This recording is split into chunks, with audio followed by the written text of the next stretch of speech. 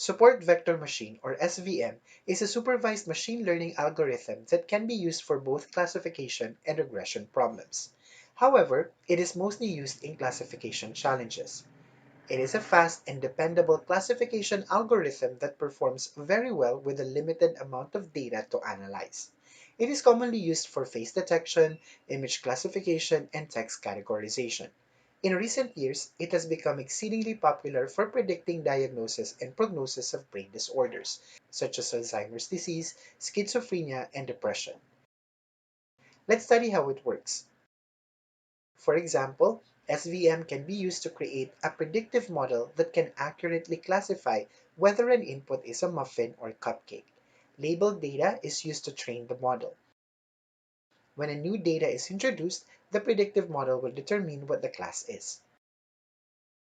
In the SVM algorithm, data items are plotted as points in n-dimensional space, where n is the number of features, with the value of each feature being the value of a particular coordinate. Then we find the hyperplane that differentiates the two classes very well. Suppose these are the data points or coordinates of individual observation that identify each sample of muffin and cupcake. Let's represent muffins with circles and cupcakes with squares. The features that were used to classify them are sugar and butter. To separate the two classes of data points, there are many possible lines that could be drawn. The objective is to find the best line or decision boundary. Technically, the best line is known as a hyperplane. The hyperplane is formed by choosing the extreme points known as support vectors.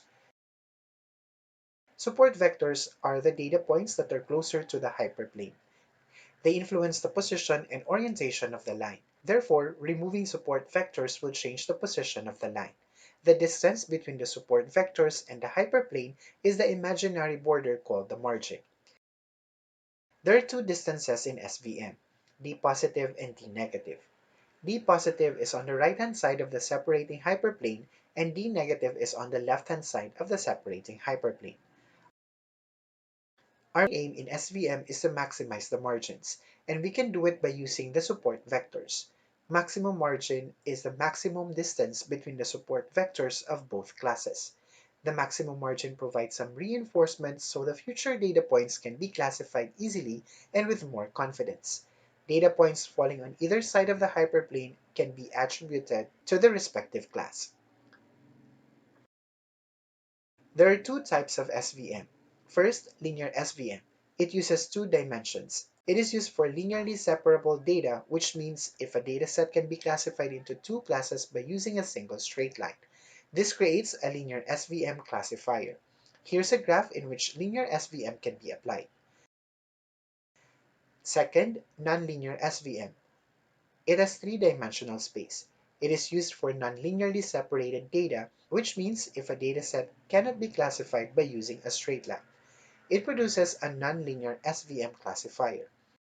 In this graph, we can't have a linear hyperplane between the two classes. SVM solves this problem by introducing an additional feature, which is computed by z equals x1 squared plus x2 squared. This is how it looks when data points are plotted on x and z axis. All values for z would be positive always because z is a squared sum of both x1 and x2. The circles appear close to the origin of the axis, leading to a lower value of z. Squares relatively away from the origin result in a higher value of z. Using this method, we are able to convert a not separable problem to a separable problem.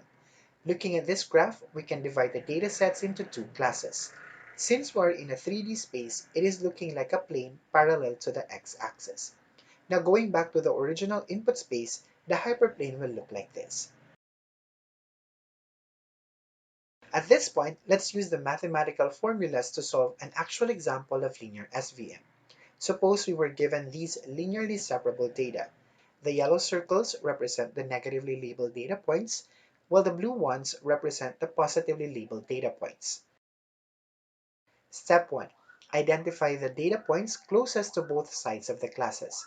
By inspection, we can identify three data points that are nearest to both sides.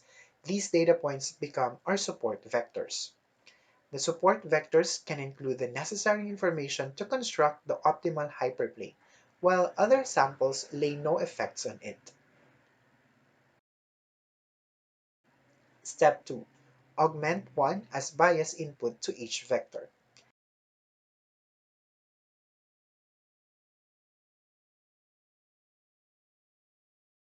Step 3. Write the equations needed to calculate the weight vector. In our example, there are three support vectors. Hence, we need three variables, alpha 1, alpha 2, and alpha 3. We come up with the following equations. For the first equation, we multiply each term by s bar 1. It is equated to negative 1 since the support vector represented by s1 is in the negatively labeled data points or class.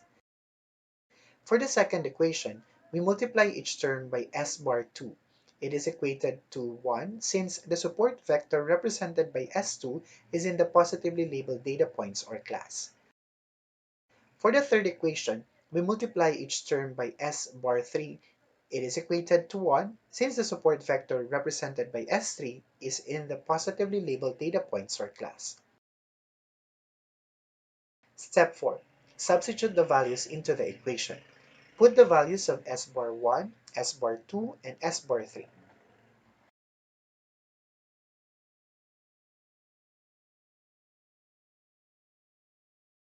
Step 5. Perform dot product operation between two vectors.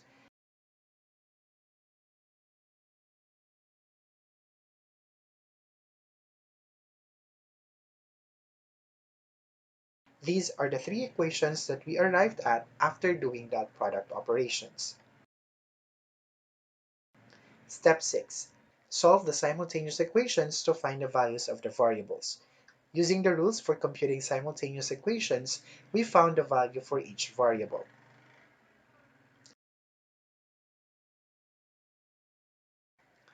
Step 7. Calculate the weight vector. The formula is the summation of each alpha variable multiplied by an augmented support vector. Here is a computed weighted vector. Step 8. Interpret the computed weighted vector to draw the hyperplane. Remember that our vectors were augmented with a bias. Therefore, we can equate the last entry in the weighted vector as the hyperplane offset b, and write the separating hyperplane equation y equals wx plus b, with w equals 1, 0, and b equals negative 2.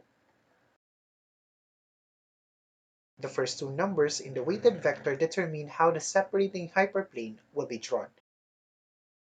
1, 1 means the line will make 45 degrees with respect to the axis of each feature. This is the expected decision surface of the linear SVM. The hyperplane perfectly divides the two classes. I hope this video helped you in understanding the concept of one of the most popular supervised machine learning algorithms called support vector machine.